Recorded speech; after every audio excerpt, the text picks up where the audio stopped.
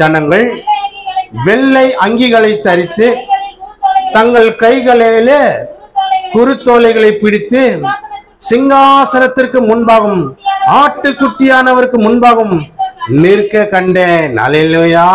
ஒருவரும் எண்ணக்கூடாததுமான திரளான ஜனங்கள் வெள்ளை அங்கிகளை தரித்து கொண்டு ஆட்டுக்குட்டியானவருக்கு முன்பாக சிங்காசனத்துக்கு முன்பாக என்ன பிடிச்சி நின்னாங்களாம்?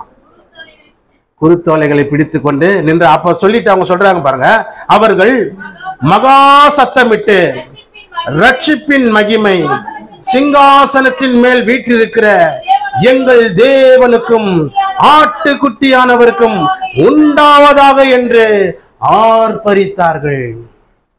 அல்லேலூயா. அப்போ ஒரு நாள் நம்ம பரலோகத்துல இந்த குருத்தோலைகளை பிடித்து கொண்டு தேவனுக்கும் எங்கள் இயேசுவுக்கும் என்னைக்குமே மகிமை உண்டாவதாக என்று சொல்லி ஆர்ப்பரிக்க போகிறோம். அல்லேலூயா.